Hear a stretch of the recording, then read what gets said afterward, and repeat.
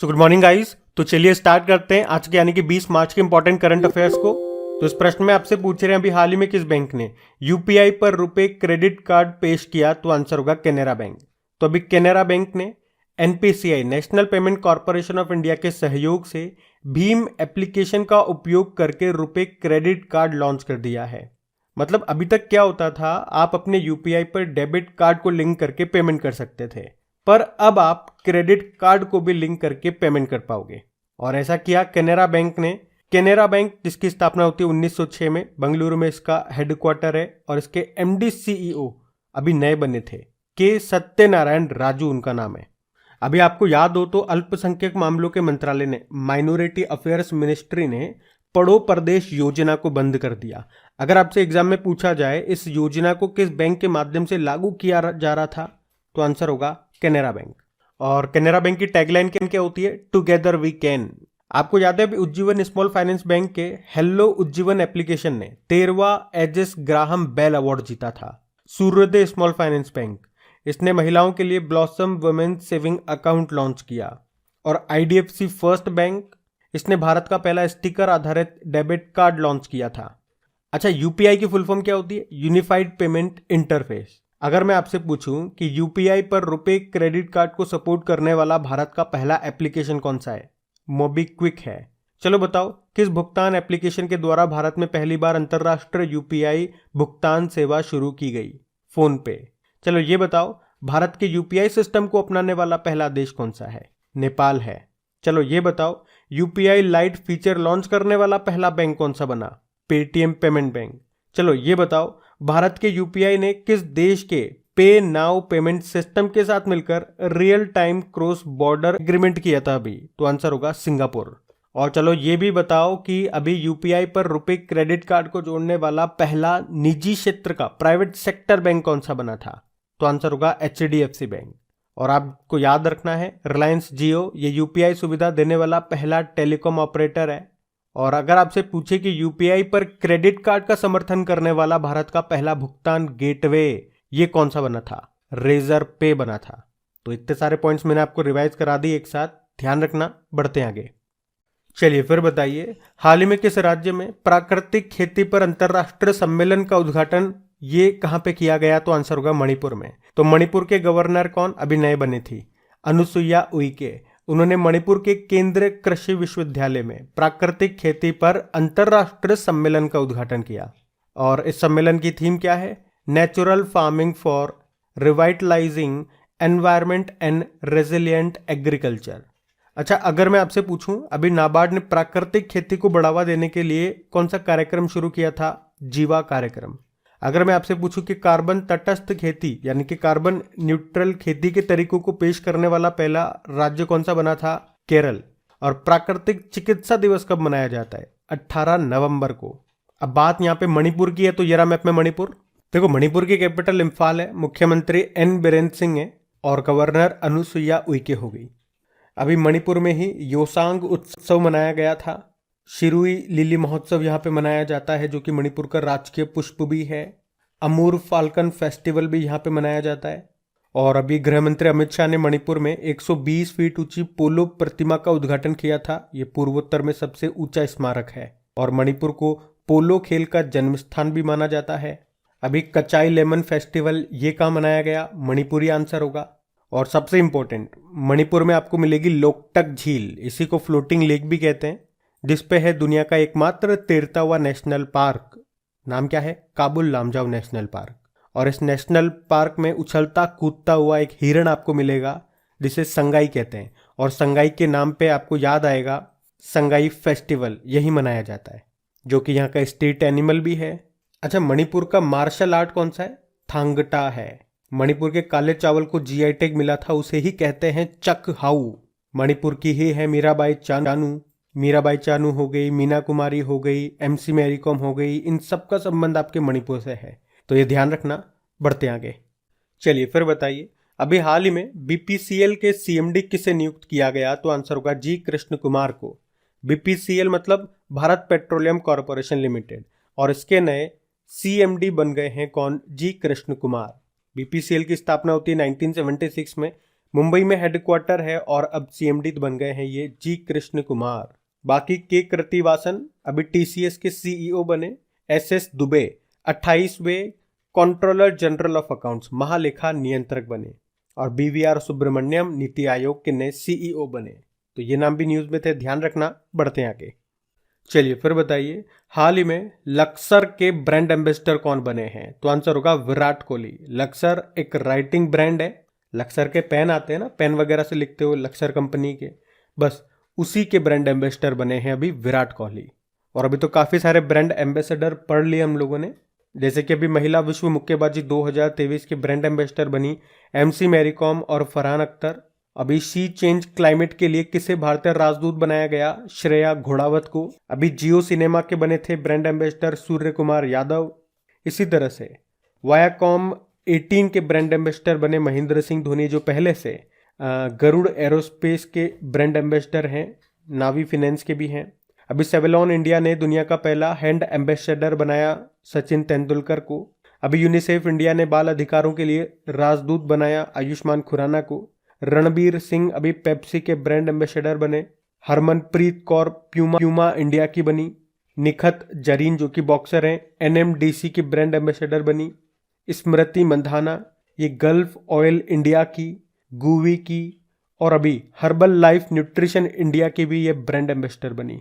वैसे विराट कोहली की बात करें, इससे पहले अभी ये नॉइज स्मार्ट वॉच के ब्रांड एम्बेसडर बने थे। सूर्य कुमार यादव अर्बन गब्रू के ब्रांड एम्बेसडर बने थे। रवि शास्त्री फैनकॉर्ड के बने। सौरव गांगुली बंधन बैंक के और ड्रीम सेट गो के ब्रांड एम्बेसडर बने। तो ध्यान रखना, ये पॉइंट्स भी बढ़ते हैं आगे। चलिए फिर बताइए, भारतीय रेलवे ने किस वर्ष तक शुद्ध शून्य कार्बन उत्सर्जक बनने का लक्ष्य रखा है? तो आंसर होगा 2030। हमारे रेलवे मंत्री हैं अश्विनी वैष्णव। अभी उन्होंने ही कहा कि भारतीय रेलवे ने 2030 तक शुद्ध शून्य कार्बन उत्सर्जक बनने का लक्ष्य रखा है। अच्छा, शुद्ध शून्य कार्बन उत्सर्जन का मतलब क्या हो गया? Net zero carbon emission.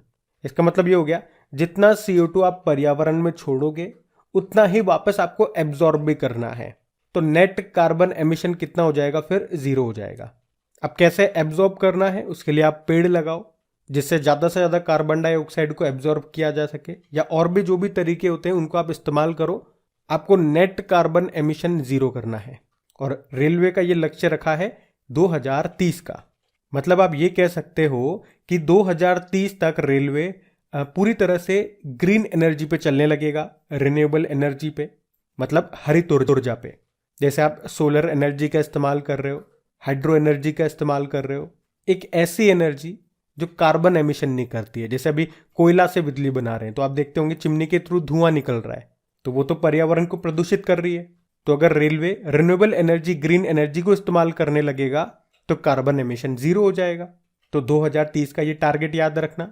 बाकी रेलवे ने यह भी कह रखा है कि 2023 के अंत तक हम पूरी तरह से इलेक्ट्रीफाइड हो जाएंगे।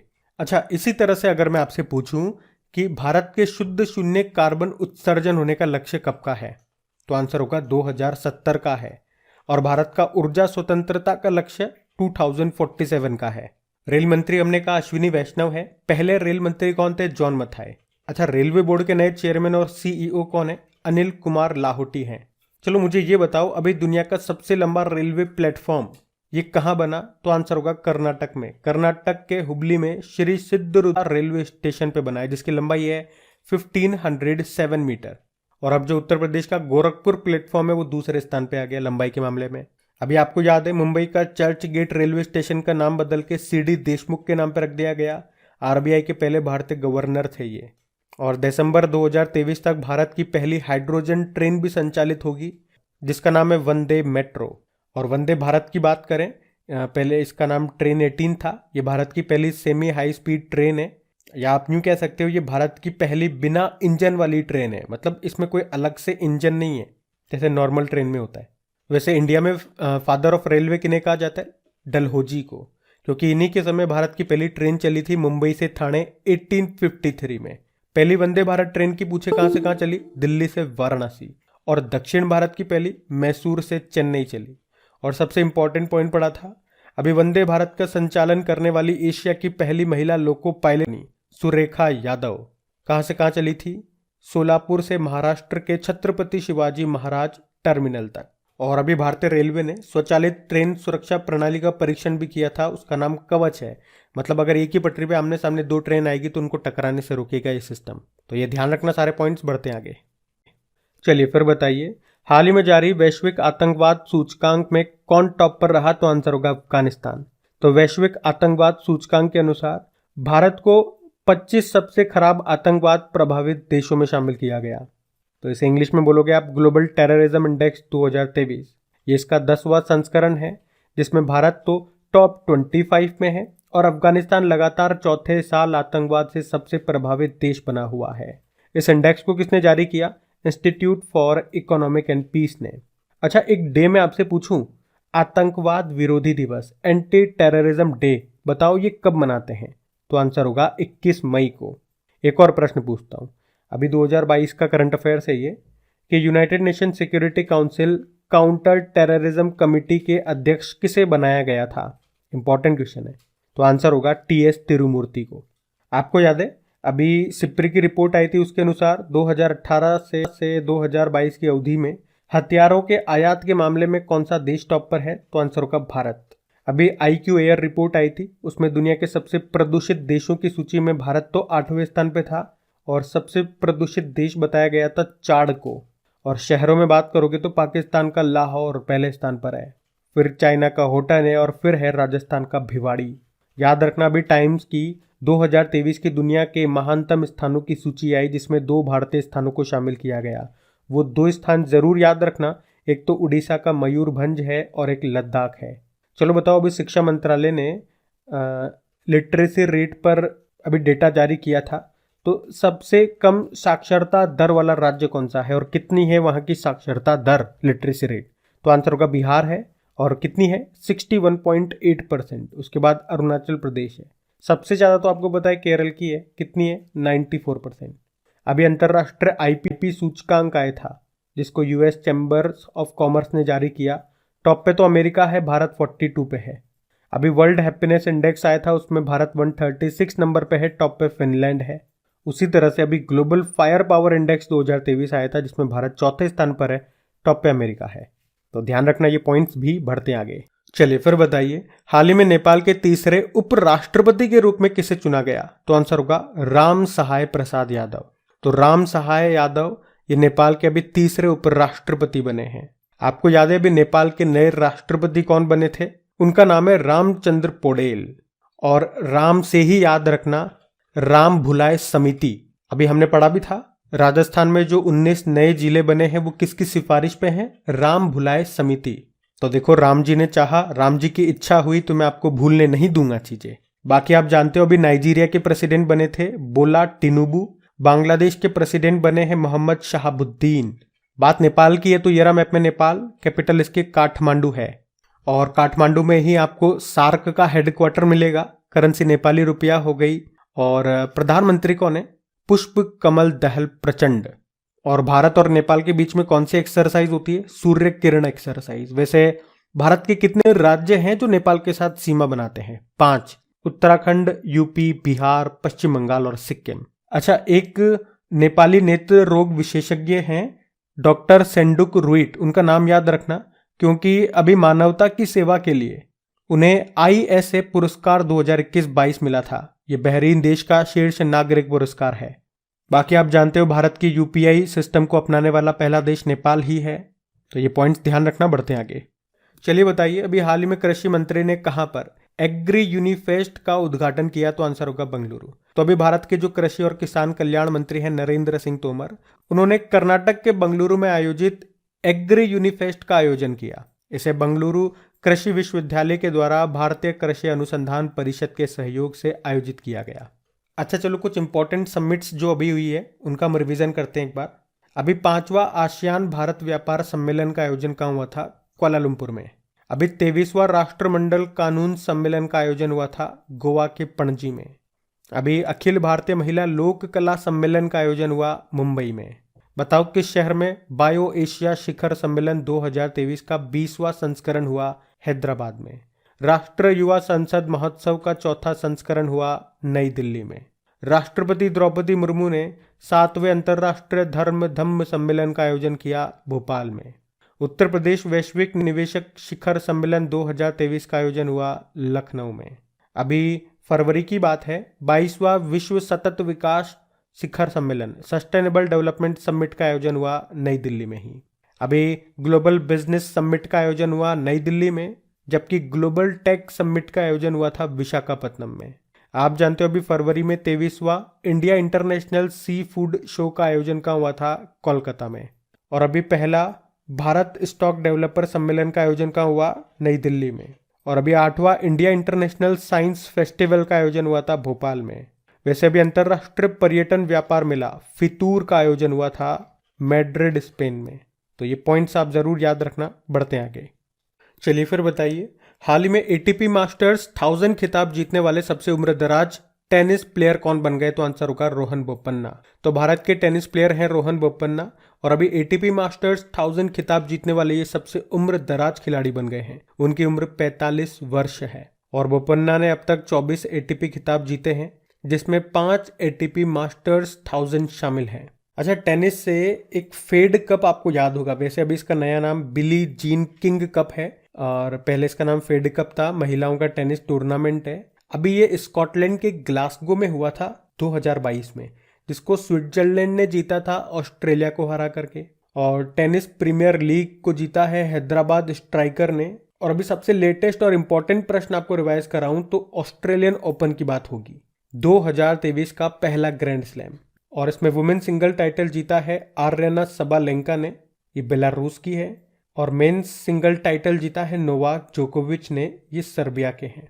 और मिक्स्ड डबल भी याद रखना, इसको जीता तो है राफेल माटोस और लुइसा स्टेफनी ने, ये ब्राजील के टेनिस प्लेयर हैं। मैं आपको क्यों बता रहा हूं इनका नाम, क्योंकि इन्होंने हराया है सानिया मिर्जा और रोहन बोपन्ना को। देखो, वैसे साल में 4 ग्रैंड स्लैम होते हैं, Australian open, French open, Wimbledon open और यूएस ओपन। यहां से भी स्टैटिक प्रश्न बनता है कि कौन सा ग्रैंड स्लैम किस कोर्ट पे खेला जाता है। तो बड़ा सिंपल है, पहला और आखिरी। ऑस्ट्रेलियन ओपन, यूएस ओपन ये हार्ड कोर्ट पे होता है, फ्रेंच ओपन आपका क्ले कोर्ट पे होता है और विंबलडन आपका ग्रास कोर्ट पे होता है। तो ध्यान रखना, ये पॉइंट्स बढ़ते हैं आगे। चलिए फिर बताइए, हाल ही में ओईसीडी ने वित्त वर्ष 2024 में भारत की वृद्धि दर कितने प्रतिशत रहने का अनुमान लगाया? तो आंसर होगा 5.9%। ओईसीडी यानी कि आर्थिक सहयोग और विकास संगठन, the organisation for economic cooperation, तो अभी इसने वित्त वर्ष 2024 के लिए भारत की वृद्धि दर 5.9% रहने का अनुमान लगाया है। अभी हम कल के करंट अफेयर्स का क्विक रिवीजन करेंगे। तो पहला प्रश्न पूछा था, अभी वैश्विक यानी कि ग्लोबल रिसाइकलिंग डे कब मनाया? 18 मार्च को। फिर आपसे पूछा 2023 की दुनिया के महानतम स्थानों की टाइम सूची आई, उसमें कितने भारतीय स्थलों को शामिल किया? तो 2। कौन कौन से? उड़ीसा का मयूरभंज और लद्दाख। फिर आपसे पूछा Bipin the man behind the uniform नाम की बुक को किसने लिखा? रचना बिष्ट ने। फिर आपसे पूछा तारक सिन्हा का निधन हो गया, उनका संबंध किस खेल से है? क्रिकेट से, क्रिकेट कोच थे ये। फिर बताओ राजस्थान में कितने नए जिलों का गठन की घोषणा की गई? 19, टोटल हो गए 50। फिर बताओ दुनिया का सबसे बड़ा सेमीकंडक्टर चिप निर्माण केंद्र कहाँ स्थापित होगा? साउथ कोरिया के सियोल में।